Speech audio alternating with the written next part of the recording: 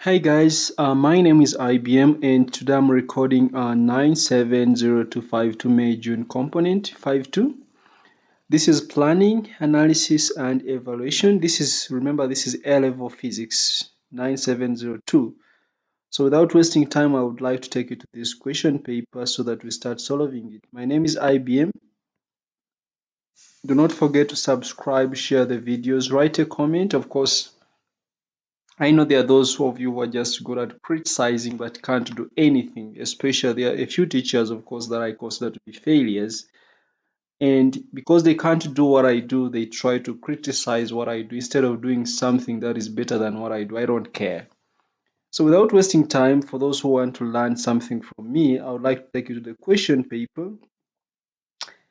And this is the question we want, this is the paper we want to solve. So this is question number 1. This is planning an experiment. So two parallel cylindrical conductors each have a small cross-section area A. So how will I measure the area? Of course, to measure the area, I will need the diameter. To measure the diameter, I will need the average, remember. That means I will measure different points and find the average. And to measure the diameter, I may use vernier calipers. So I have vernier calipers, that's 1 mark. I'll take the average, those are already 2 marks without even starting the experiment. I know I will get those 2 marks. A thin metal bar connects the two conductors. The metal bar has a square cross section with sides of length y. So to measure y, of course, I can use I can use a vernier caliper. Or I could still use a ruler, but I could still use a vernier caliper here. So to measure y, I will use vernier calipers. That could give me a mark. For each conductor, the distance between its ends, C, and the center of the metal bar is L. So how will I measure L? To measure L, I will use a ruler. But it is hard for me to tell the center of this metal bar. So the best thing would be, I would measure L from here up to this edge. So I'll say plus a half of y divided by 2, assuming that, because they said the cross section, it has a square cross section, so that is y. This distance in the horizontal is also y.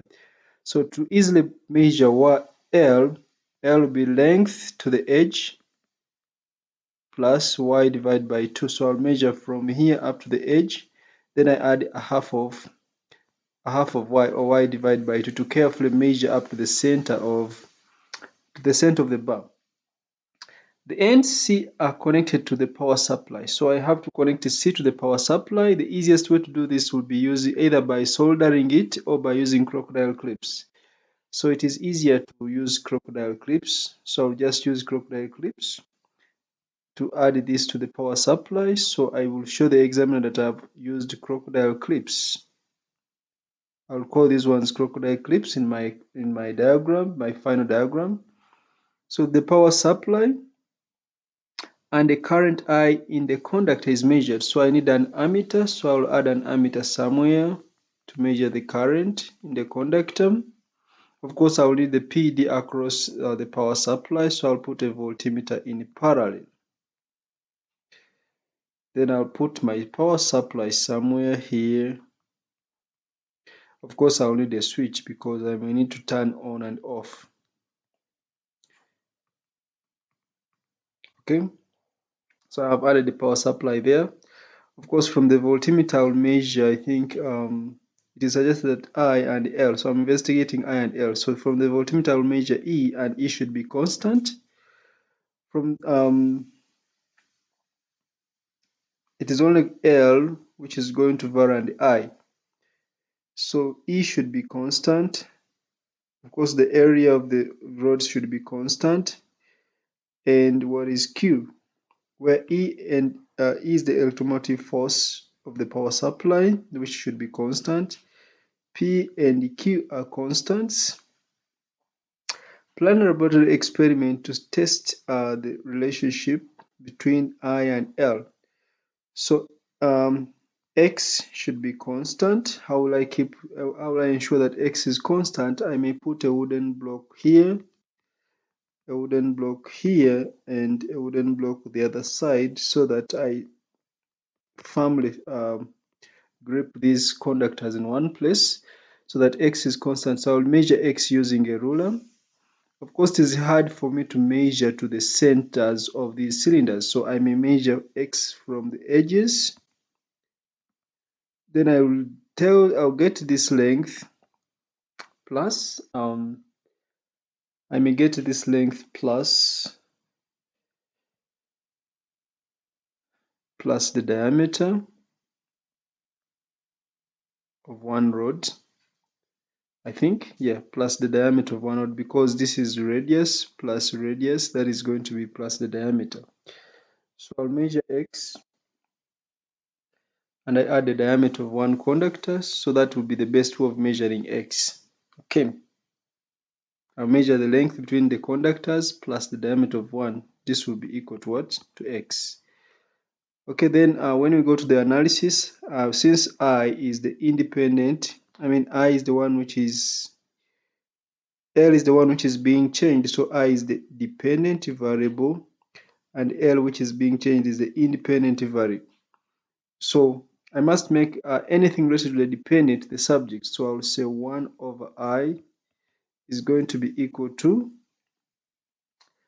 2p over a times e, but times L, then plus qx over y squared times e. I've divided everything by e. So if I compare this with y equals to mx plus c, on the y-axis I will plot a graph of 1 over 1 over I against. On the x-axis I will plot a graph of L, 1 over I against L. So it means the gradient, for analysis part, the gradient is going to be 2p over ae. So remember, we want to find q, p and q. Then for the y-intercept, it is going to be qx over y squared times e. Remember, I have to make q the subject. So I will write the procedures, the measurements taken, the control variables. I said a should be constant, x should be constant, and y should be constant, should be kept constant. Analysis, I've plotted the graph. It is a straight line with the y-intercept. The gradient is that one, the y-intercept is that one. Then for safety precautions, it is involving, these are conductors, and it's also involving electricity. So I'll use rubber gloves to avoid electric shocks. So that will be precisely that will be my experiment. Okay. So the next thing is just now to put this in writing and drawing the diagram on this page.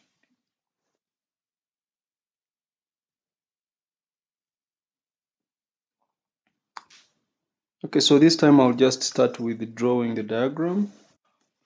So let me draw the table here.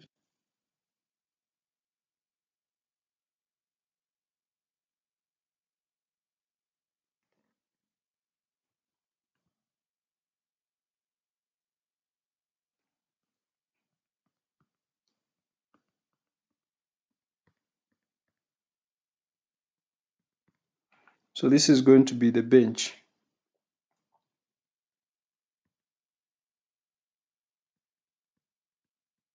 Or it's going to be the table. So I'm going to assume that my materials are on the table or are on the bench. So I'll first draw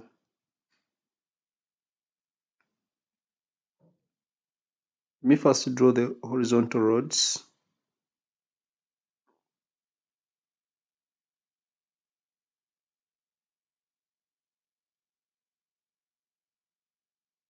Or the cylindrical conductors.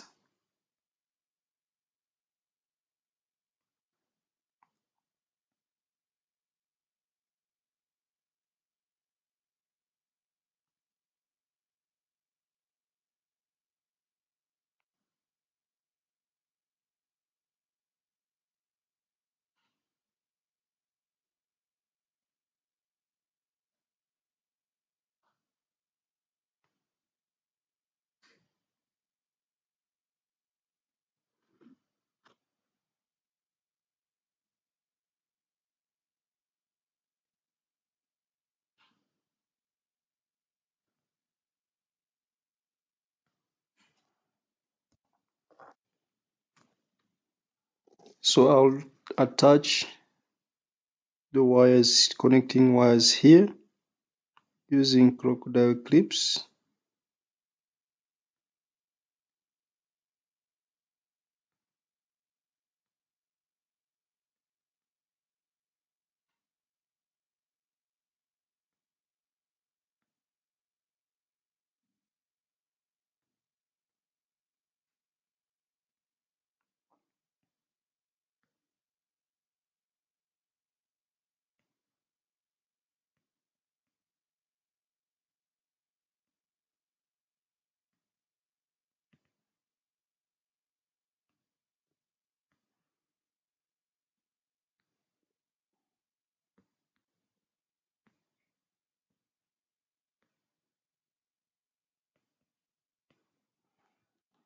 Then remember I need an ammeter, so I'll put an ammeter somewhere here. Remember I need a voltmeter, so I'll put a voltmeter across.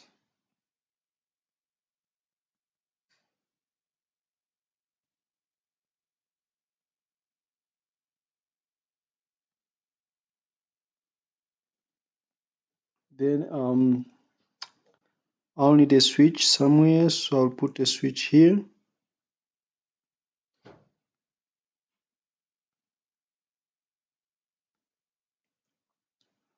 And then I'll put my power supply somewhere here.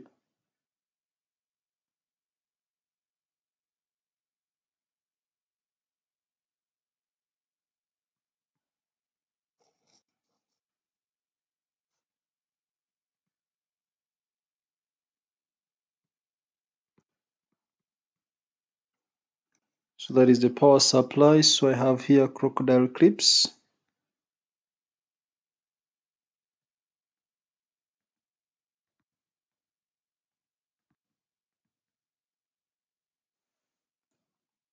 You may not label this as switch because you use the correct symbol for a switch.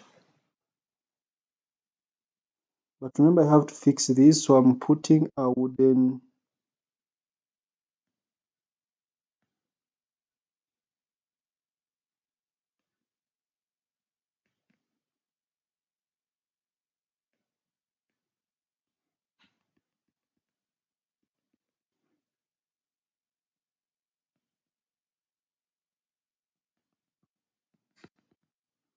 these are wooden blocks.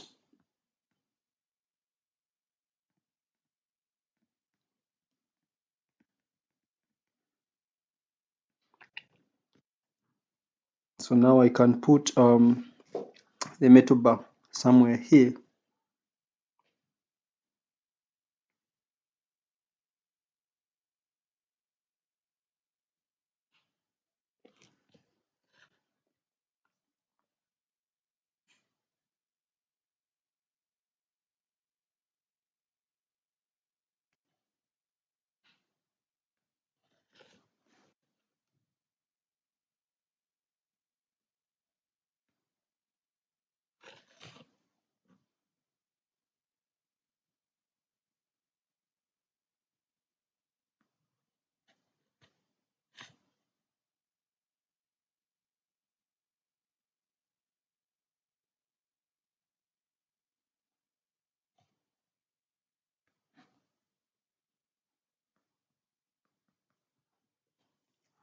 So of course with a pencil, you rub off this part here.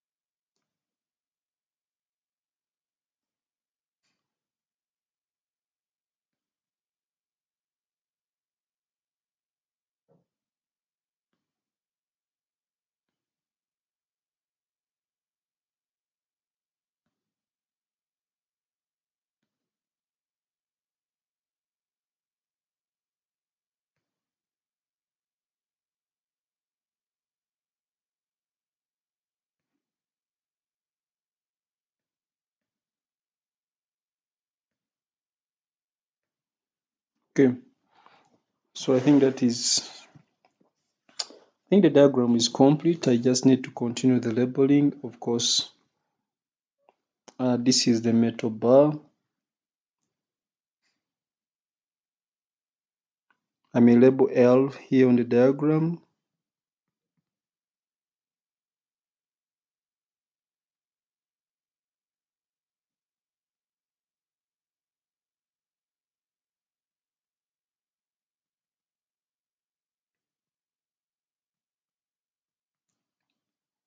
Then X,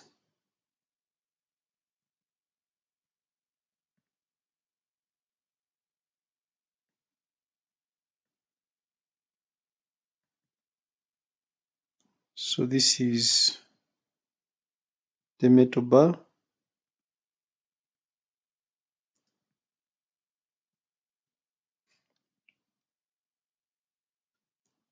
These are the conducting, the cylindrical conductors.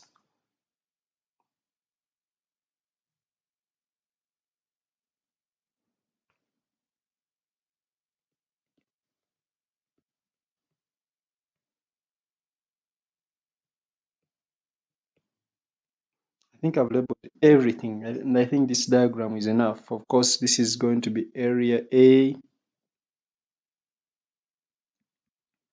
This will be area A. Okay, so now I can write my SC without any problem. So I remember I said the L is the independent variable and I is the dependent variable. So I'll say in this experiment,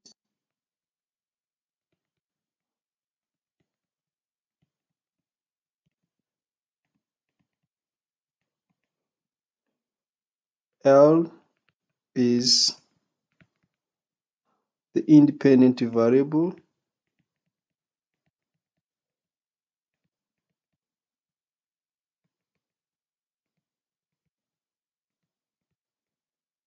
and I is the dependent variable.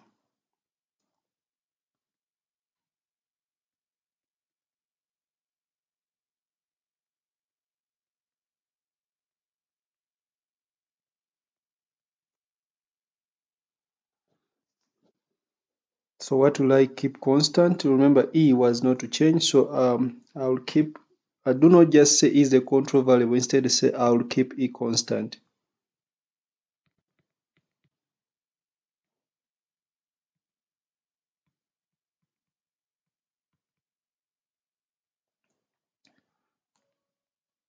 I'll keep E constant.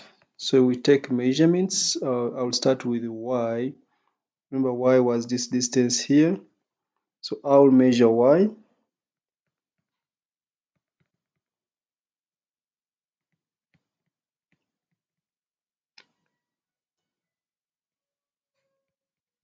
Using vernier calipers.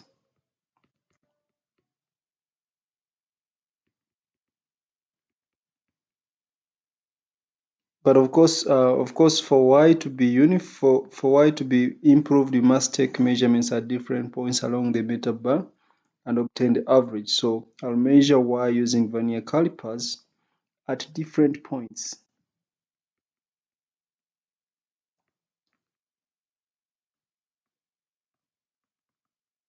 At different points along the metal bar.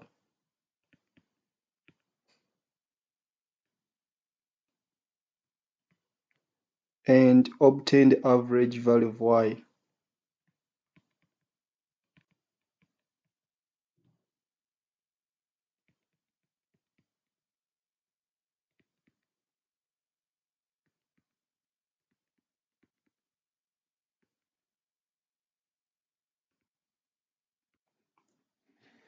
Okay, and obtain the average value of Y. So this statement has 2 marks in one. So if I have already 3 marks from what I've just written, telling the independent and dependent, keeping a constant, measuring Y and improving it, those are 2 marks. Then the next thing I'm going to do is, because I need A, I will need the diameter of the conductors. So I'll measure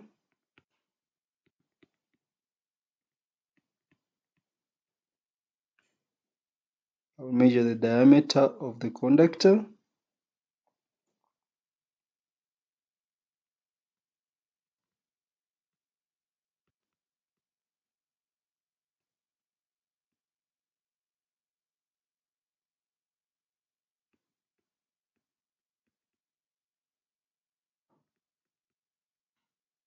Of course, measuring this will still be using, I will still use a vernier caliper or using vernier calipers.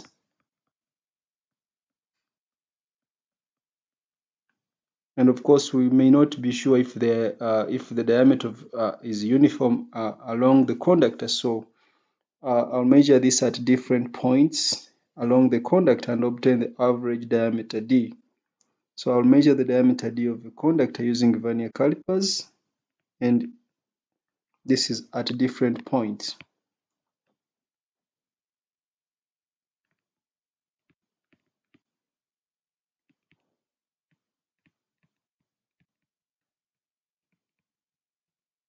At different points along the conductor,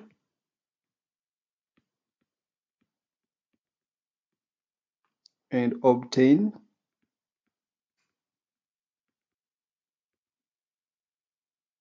the average diameter.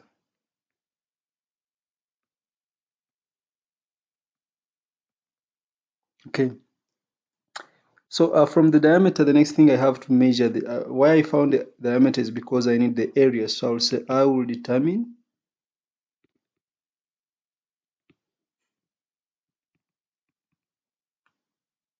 area A from, of course, the cross-sectional area is going to be A equals to pi d squared divided by 4. If I have the diameter, area is pi r squared, which is pi d squared over 4. Of course, the area must be the same for both. I must ensure that A is the same for both conductors, and A and Y should be kept constant.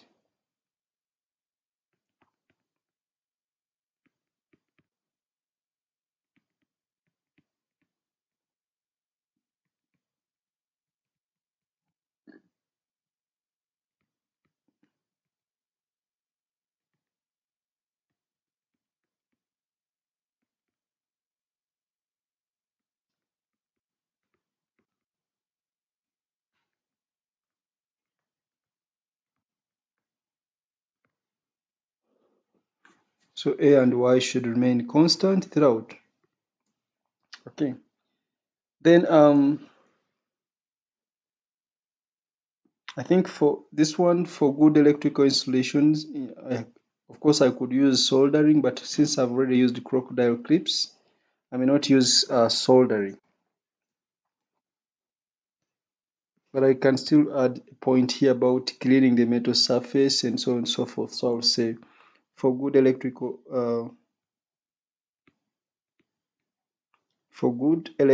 contact,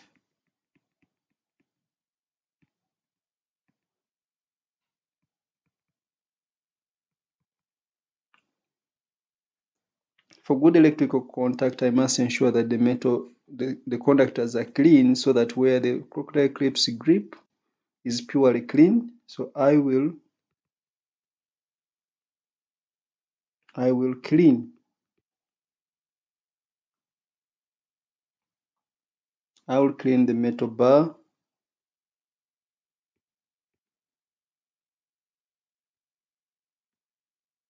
and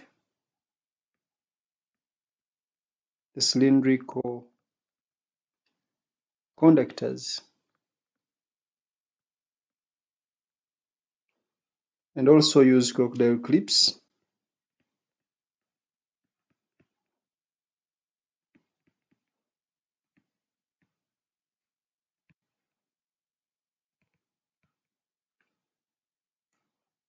to connect the circuit.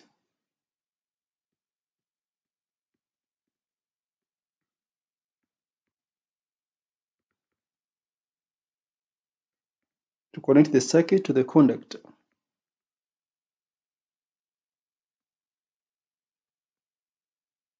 Okay, so that improves electrical contact so that the experiment is good. Otherwise, if you attach a crocodile clip on maybe let's say a small stone which is on the conductor, then it means the electrical contact is poor. So this is going to be affecting the results. Now it's time for us to collect and analyze data. So I'll say to collect and analyze data.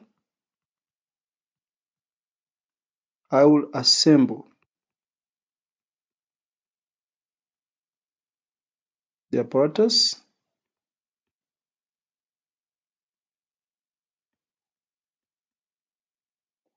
as shown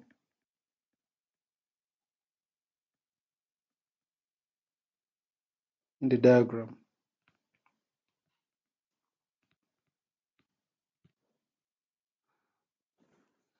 So I've already put the wooden blocks on the sides of each conductor, and the purpose of these are going to prevent the conductors from moving so that X remains constant, because I should also ensure that X remains constant.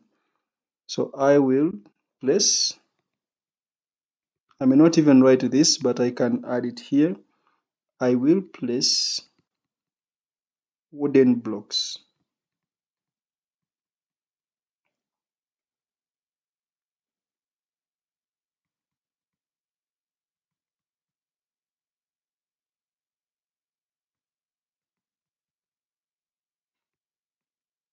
on the sides of each conductor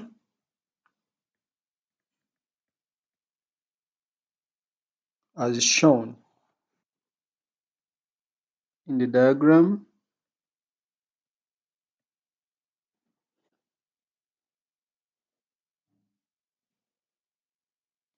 to prevent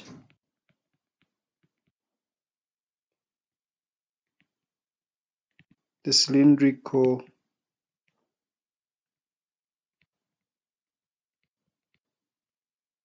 conductors from moving. And why? So that X remains constant, so that X remains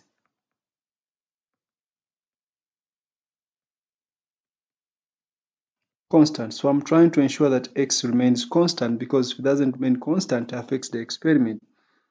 So having fixed X, now I can measure it. So I will use a ruler.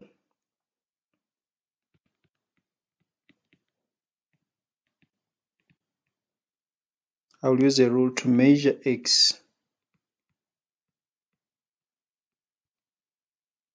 But how will I measure X? By measuring between the conductors.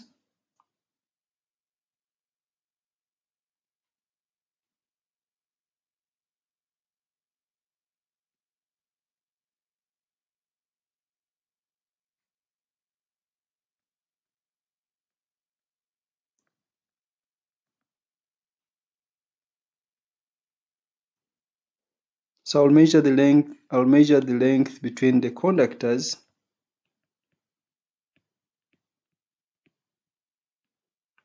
and also use actually I'll measure the length between the conductors, and then I'll add the diameter of the conductor and add the diameter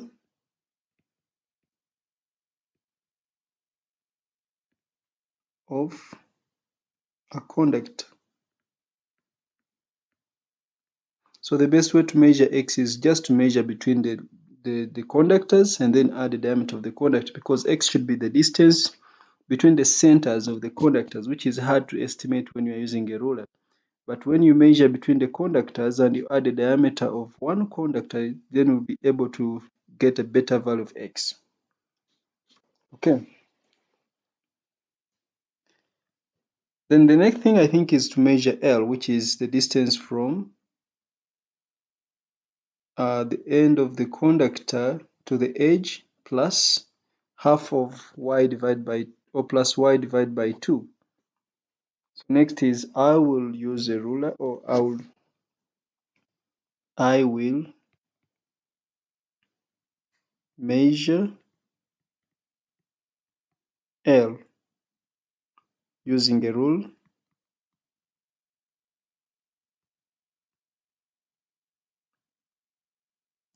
and that is by measuring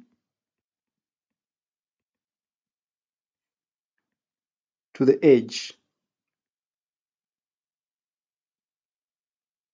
of the metal bar,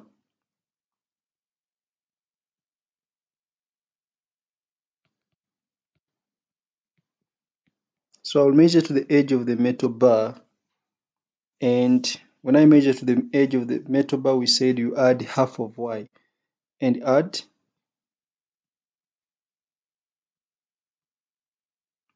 y divided by 2.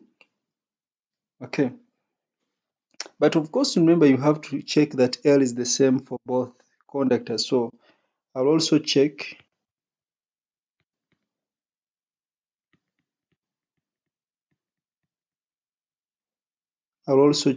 L for each conductor every time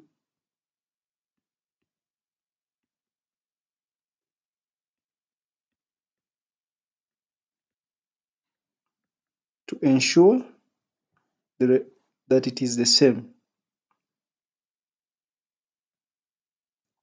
To ensure that it is the same for both. So L should be the same for both conductors. So when you measure L for this side, for the conductor on the other side, you also measure L for the conductor on the other side and ensure that it's the same.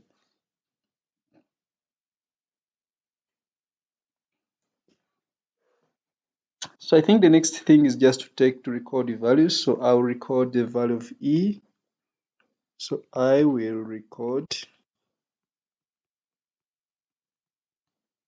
E. Of course, this is just from the voltmeter.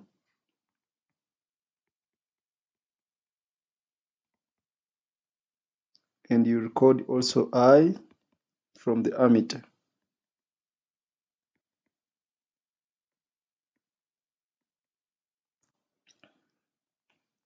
So next is to repeat. So I'll switch off the circuit.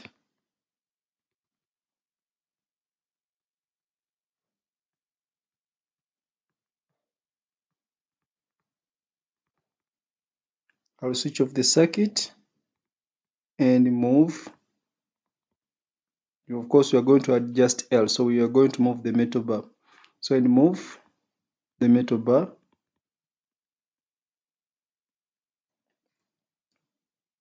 Move the metal bar.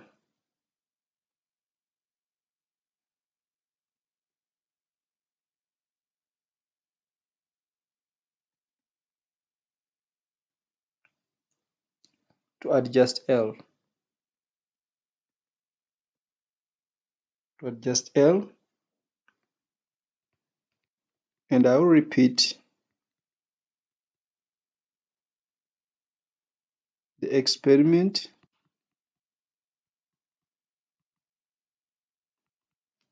until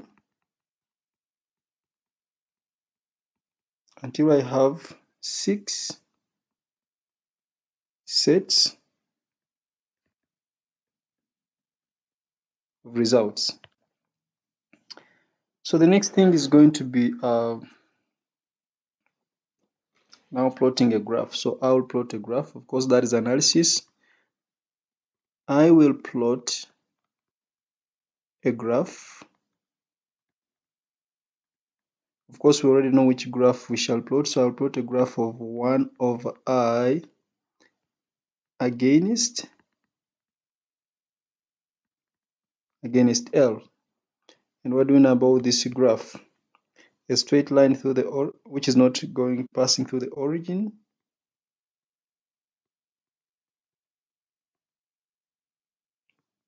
So a straight line not passing through the origin.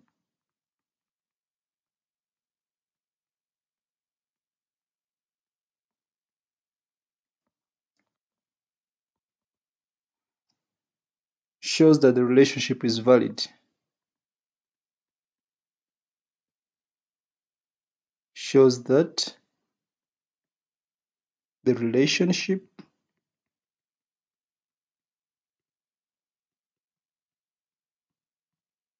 is valid. So what is the gradient? We know that the gradient, I think the gradient was twice, was it 2p divided by AE? That was the gradient. So if I make P the subject, so P is going to be the gradient. P would be the gradient multiplied by AE, and this is divided by 2.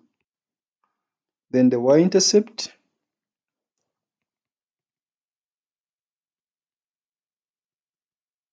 I think it was qx divided by e times y squared, which implies that we have to make q the subject. So q would be equal to the y-intercept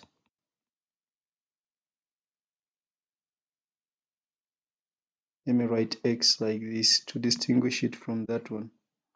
Y-intercept times e y squared divided by x. I need to make this one different.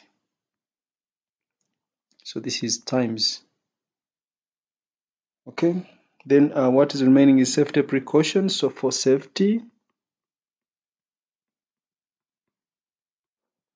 one of the things I've said, of course I've switched off when I'm changing L. I would simply say do not touch the hot conductors and the metal bar, or you can use heat resistant gloves to avoid hot conductors. For safety, I will use heat resistant gloves to avoid hot conductors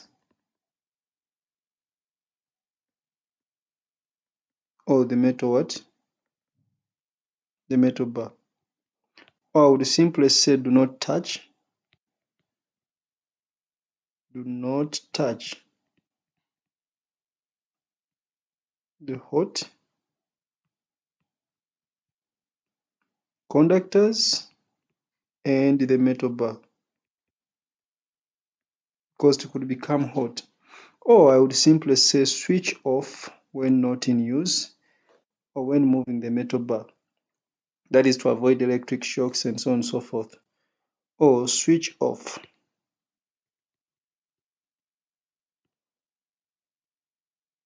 when not in use. Of course, this prevents it from getting hot. When not in use or when moving the metal bar.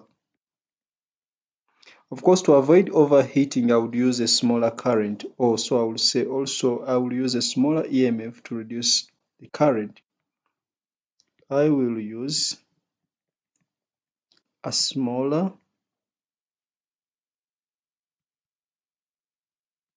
EMF to reduce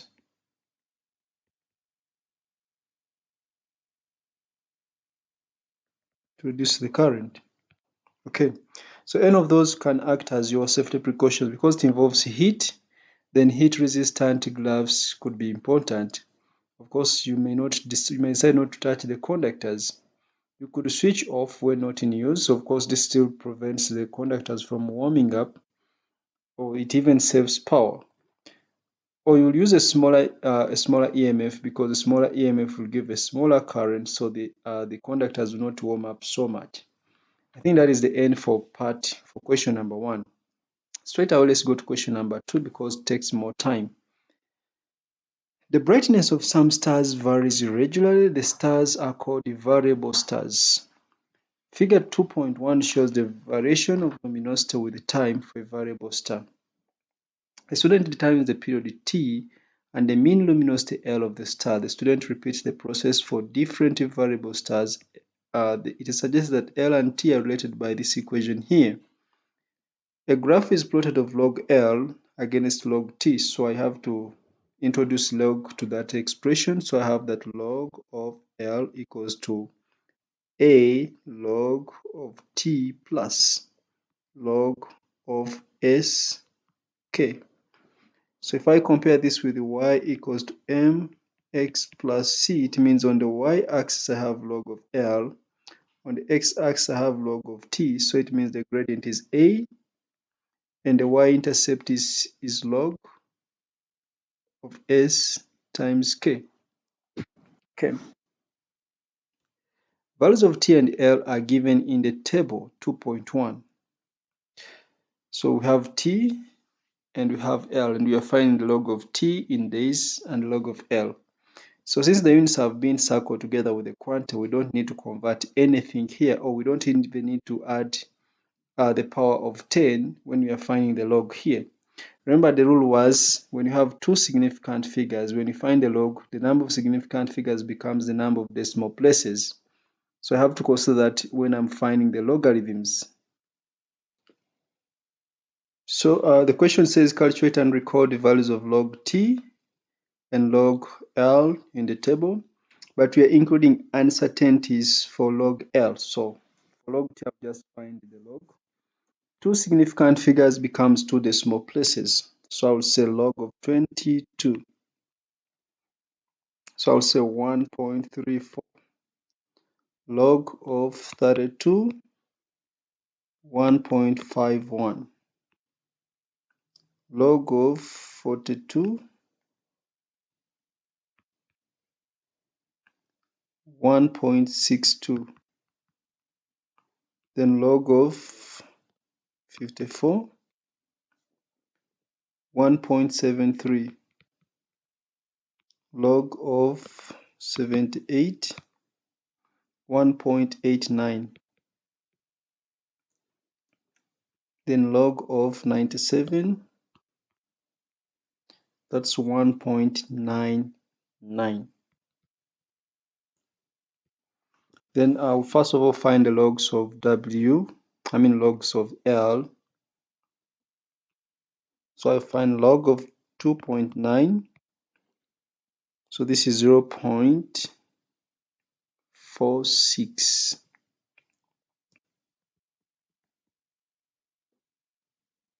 Then log of 4.9, 0.69. Log of 6.9, 0.84. Remember to round off correctly. The log of 9.8, 0.99. The log of 16, 1.20. The log of 21 is 1.32. So you notice that I've maintained the number of decimal places to 2 decimal places because there were 2 significant figures throughout. Then for the uncertainty, remember in our previous paper, we said you just get the log of the highest minus the log of the exact, or the log of the exact minus the log of the lowest. So I'll just take highest minus exact. For example, I'll find log of 2.9. This will be log of 2.9 plus 0.2 minus log of minus log of 2.9 to find the uncertainty. So this will be log of 2.9 plus 0.1, that is 3.1. So it's log of 3.1 minus, I'll just say minus 0.46. So this is plus or minus 0.03.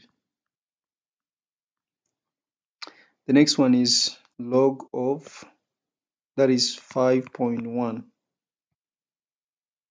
minus 0.69. So that is 0.02.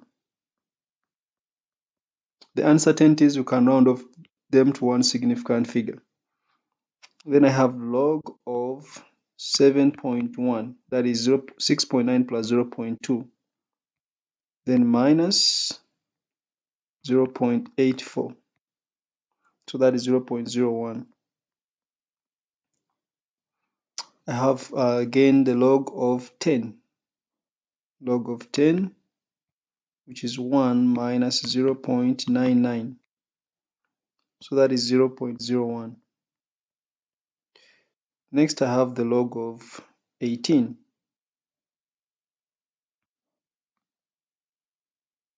Then minus 1.2, so that is 0.06. Next is the log of 23 minus, log of 23 minus 1.32, so that is 0.04. Now the uncertainties may not be exactly the same if you press the calculator with the logs. For example, if I press the calculator of log of this minus log of this exactly, it may not give me exactly 0.03, but when you round off, it only differs by just one small digit. So it could be 0.03, 0.04, or 0.02. So the uncertainties are around those values. So just like this one could give you 0.05. Then plot a graph of log of L on the vertical axis against log of T on the x-axis. We're going to include error bars for log of L. So let's plot this. Draw the straight line of best fit and the worst fit or worst acceptable line. Then determine the gradient. Remember, for the gradient, we have to find the gradient of best fit. We find the gradient of the worst fit. Then we find the uncertainty by simply subtracting. So let's first plot. I'll have to write these points on a paper so that I don't always come back here when I'm plotting.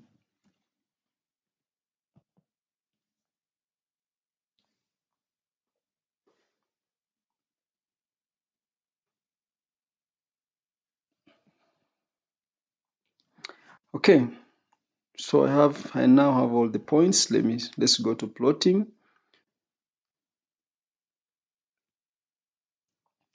So the first point is 1.34 on the x-axis against 0.46. The scale on the x-axis is very simple. Remember to find the scale. 1.4 minus 1.3, that is 0.1, divide by 10, 0.01 on the x-axis. So I have 1, 2, 3, 4. Then on the y-axis, this is for x. On the y-axis, I have 0.5 minus 0.4, that is 0.1, divided by 10, it is 0.01. So the scale is the same on the vertical and on the horizontal. So I'm plotting 1.34 against 0.46. So 41, 42, 43, 44, 46. 1, 2, 3, 4, 5, 6. I think this is 0.46. So the point is here. Next is 1.51 against 0.69. 51 is one small square, 69, those are going to be, I think, 9 squares. So this is going to be the point. Then the next is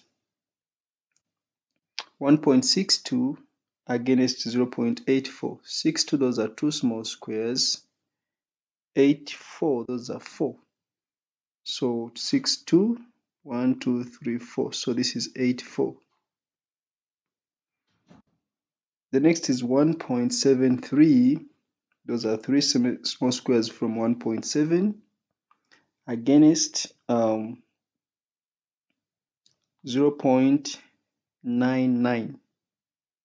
0.99. So 3, 0.99, those are 9 small squares from 0.9. Then the next is 1.89. 1.89, those are 9 small squares from 1.8, and it's against 1.20. So 1.20, so this is the point. Then we have 1.99, those are, I think, 9 small squares from 1.9 against 1.32. So those are 2 small squares from 1.3, so 1, 2. So this is going to be the point. Then automatically I will also draw the error bars immediately for simplicity. The first error bar was 0.03. Those are 3 small squares down and 3 small squares up. So 1, 2, 3. So 3 small squares down. 1, 2, 3. 3 small squares up.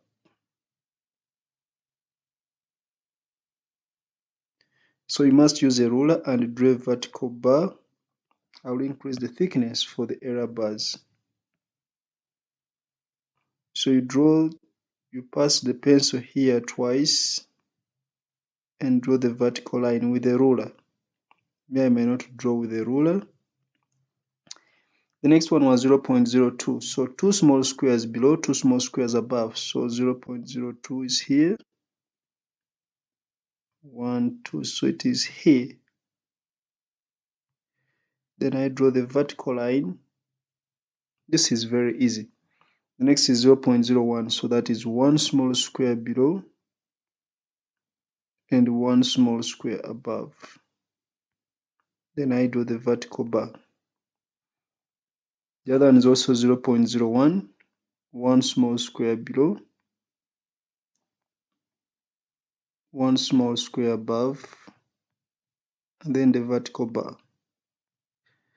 The next one was 0.06. Those are 6 below, 6 above. 1, 2, 3, 4, 5, 6.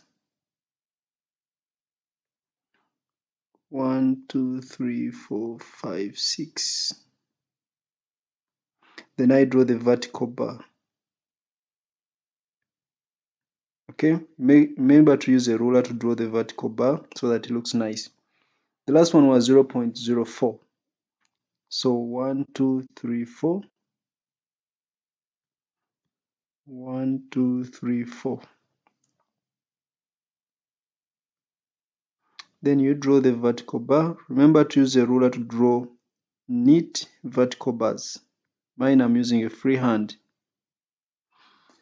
Okay, so having done that, now I have to draw the line of best fit. I have to draw the line of worst fit. So I'm going to rotate this graph so that it fits on a single page.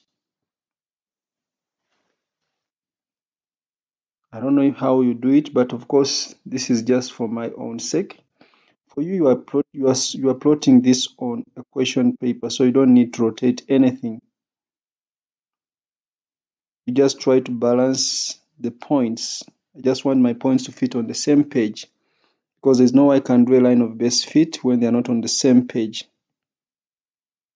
So I'll use blue for best fit, and I'll use red for worst fit.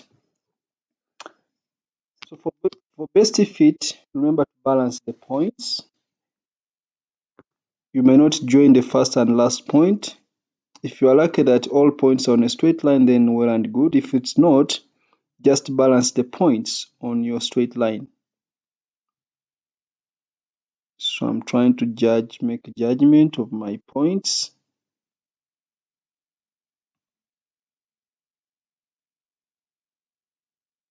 I think this is going to be good.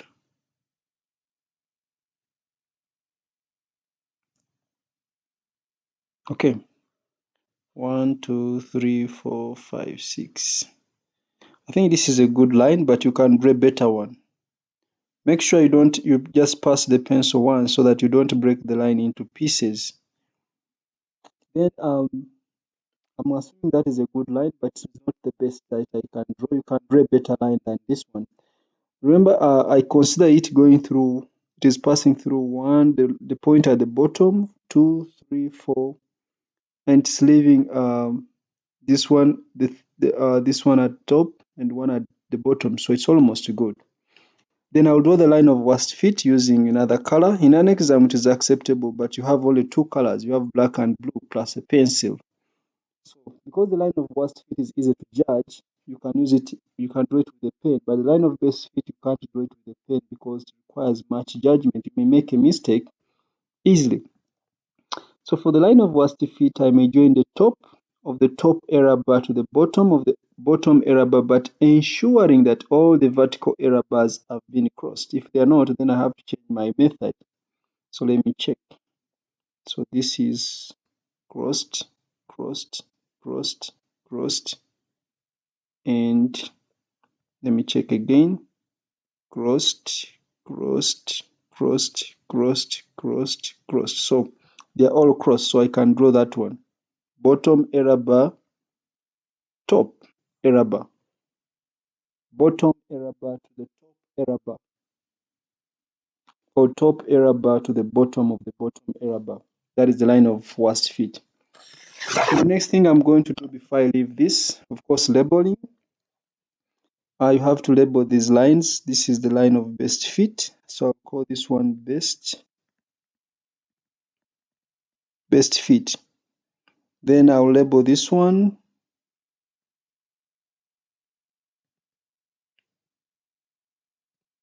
worst fit. The next thing I have to do is to draw triangles for the gradient.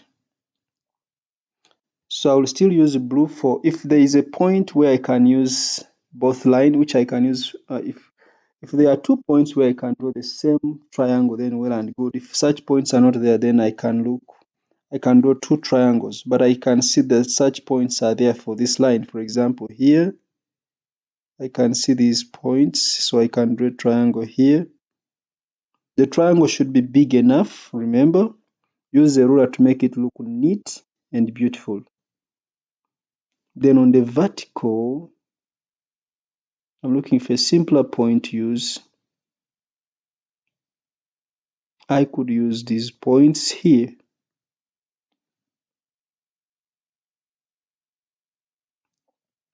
So this is going to be my triangle. You put a ruler and draw a straight line for the triangle because it carries a mark.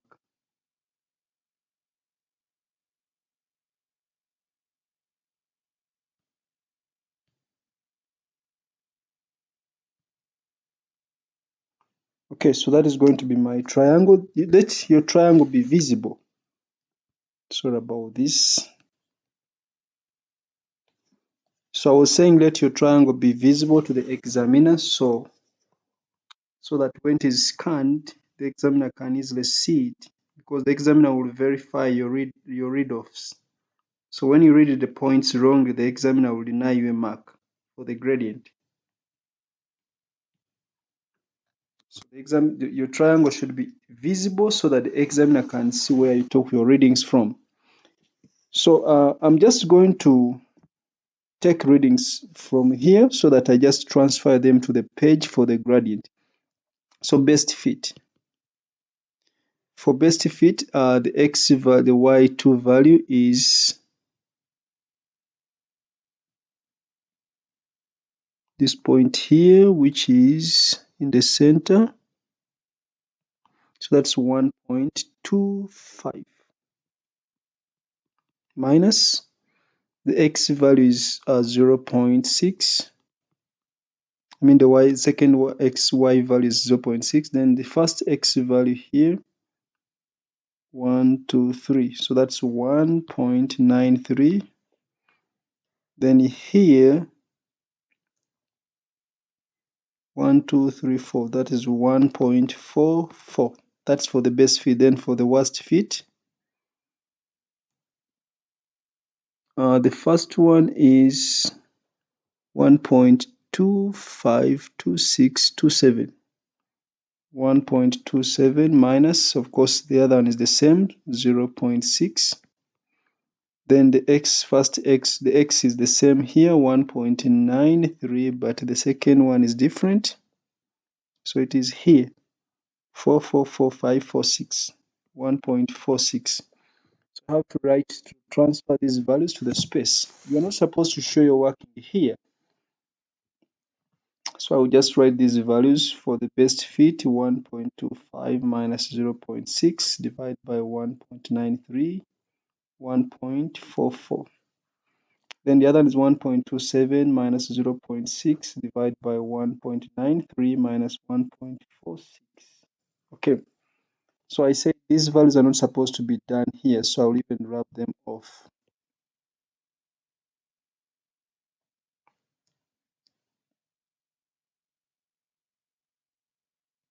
So now I don't need the rotation anymore, so I will turn off the rotation. It's also going to take some time because I have to rotate until I come back to the same position. Okay.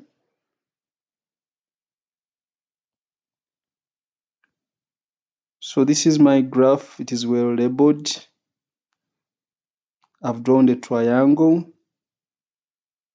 I've drawn the error bars. So I now just substitute to find the gradient here. So the gradient of the best fit, I had already written this on paper so that I will just transfer it here. So this is 1.25 minus 0.6 divided by 1.93 minus 1.44. Then for the worst fit, it was 1.27 minus 0.6 divided by 1.93 minus 1.46. So I'll just check with my calculator. 1.25 minus 0.6. Then I divide 1.93 minus 1.44. So this is 1.326. It's better you have more decimal places, so this is 27. Then the next one is going to be 1.27 minus 0.6 divided by 1.93 minus 1.46. So this is steeper, so it is 1.426. Then the uncertainty is going to be 1.426 minus 1.327. So 1.426 minus 1.327, that is 0.099. So the answer to the gradient is going to be 1.327 plus or minus 0.099. As simple as that. So you may not get exactly the same values I've got because you'll plot a better graph onto the question paper, but the method is the same. The next is determine the y-intercept, include the absolute uncertainty. So still I'm going to follow the same procedure. Remember I said you use y equals to mx plus c, where c is the y coordinate minus m times the x coordinate. So I'll get c for the best fit. I'll take a value from the best fit, the first value which was 1.25 y value, minus the gradient of the best fit which is 1. What's that value? Is it 1.327? The other one is 1.426. So 1.327 times the x coordinate which I used, which is 1.93. So this is going to give me C for the best fit. Then I'll get C for the worst fit, which will be I'll take a pair of values from the worst fit line. I'll use 1.27 for Y minus. The other one is 1.426, I think, the gradient. So I'm taking 1.27 as the y coordinate and 1.93 as the x coordinate, and the gradient is 1.426.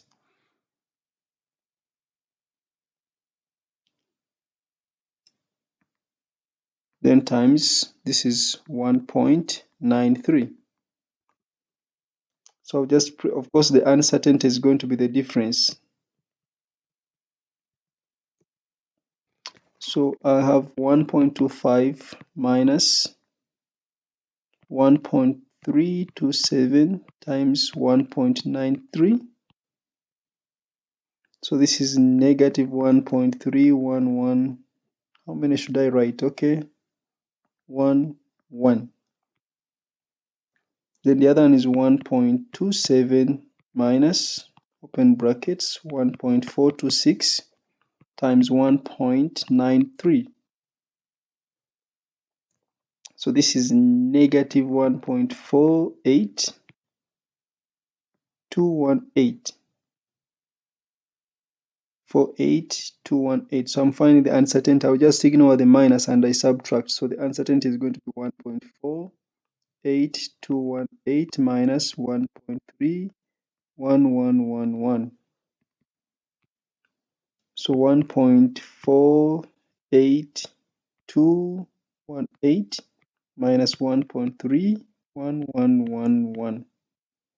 So 0.17. I'll just take two decimal places. It is actually 0.17107, but I'll just take two decimal places. So this is going to be approximately 0.17. So it means the y-intercept is going to be negative. Remember, this is always plus or minus. That's why I ignored the minus when I was subtracting. But the y-intercept is negative. So it's minus 1.31, maybe 1, plus or minus 0.17. I can add a 1 there, no problem. Okay, so that is going to be the y-intercept. Remember, you may not get exactly the same answer, but the method is the same. You just follow the method because you are plotting on a question paper, which gives you a better gradient, a better graph. Using your answers to A, C Roman 3, C Roman 4, determine the values of A and K. Remember, A was the gradient. If you recall, A was equal to the gradient.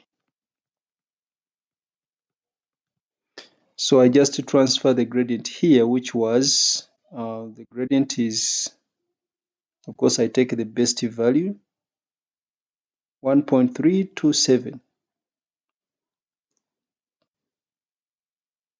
So A is 1.327. Did they say include, you don't need the units, but include the uncertainty. So this is plus or minus 0. I think this was 0.099.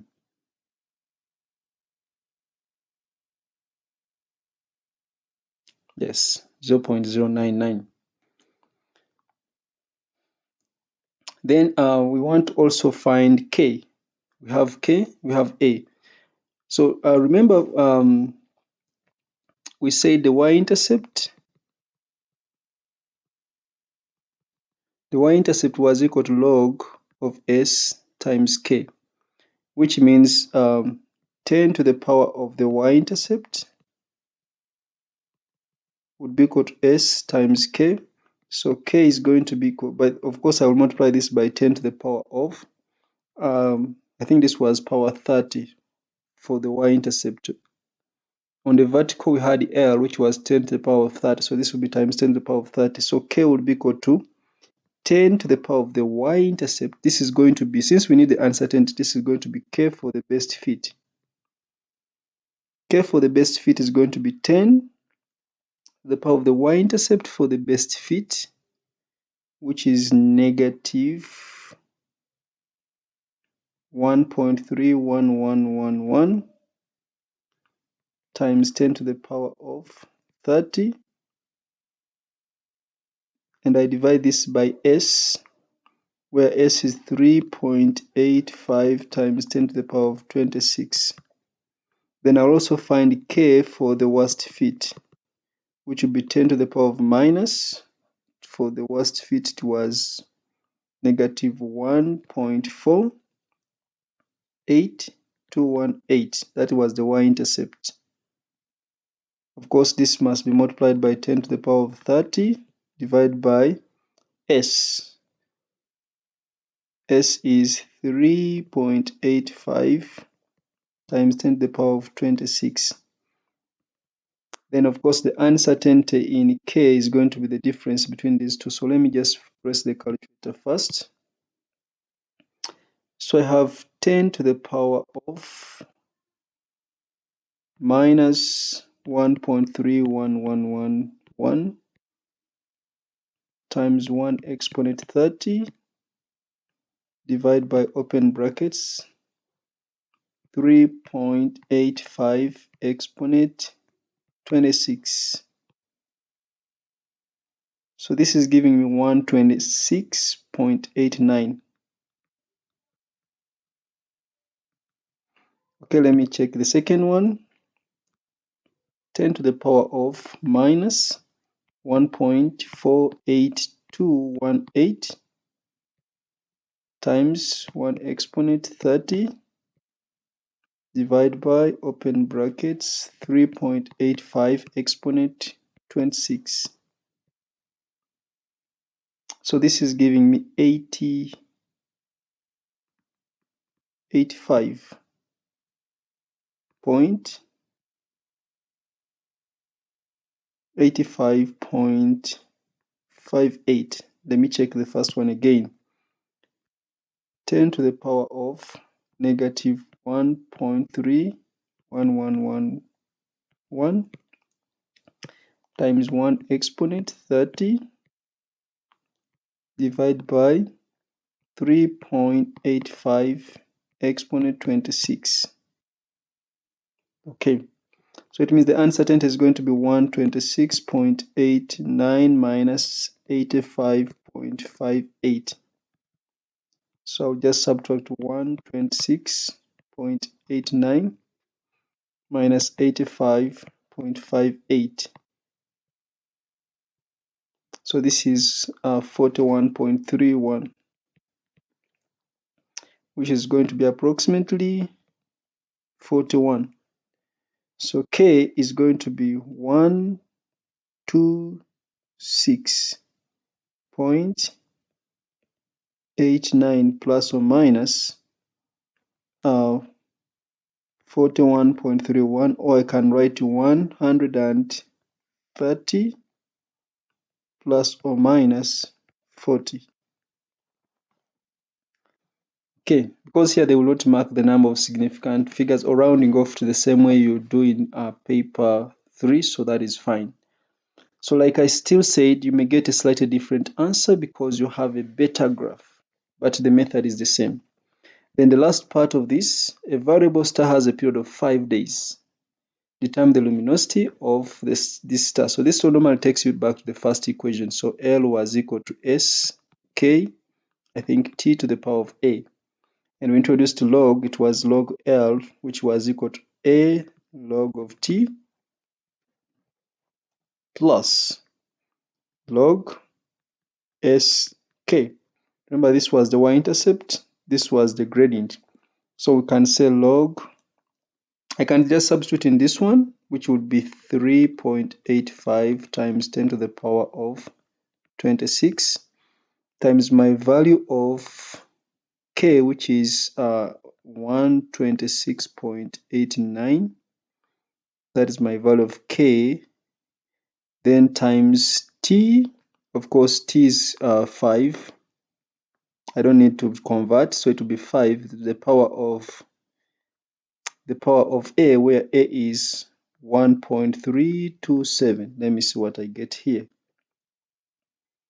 So 3.85 exponent 26 times 126.89 times 5 to the power, where is power?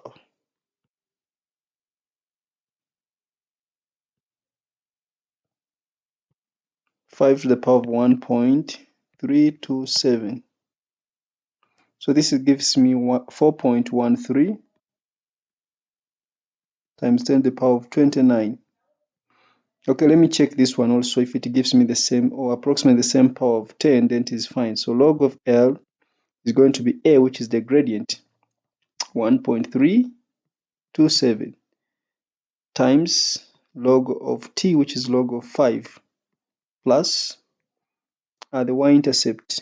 What is the y-intercept? The y-intercept is negative 1.3111.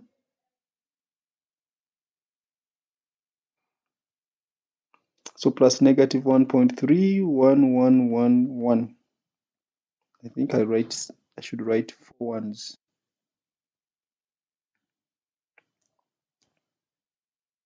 Okay. So I want to find log of this, so I'll just set log of L equals 2. I'll press the calculator on the left hand side. 1.327 log of 5 minus 1.31111. So this is negative 0.3836. I'll just stop there. So if I want to find log, I'll find 10 to the power of negative 0. If I want to find L, I'll find 10 to the power of negative 0.3836. Then I'll multiply this by 10 to the power of, because on the vertical I had to the power of 30, so I will say times 10 to the power of 30. So I'll say shift log minus 0.3836 times 1 to the power of 30. So it's the same thing. So this also gives me 4.13 times 10 to the power of 29. So the answer here is going to be 4.13 times 10 to the power of 29. So it will your value may be different from mine, but the power of 10 may be exactly the same, 29. I think I've tried my level best on this one to keep time. So until next time, bye bye. See you in another paper.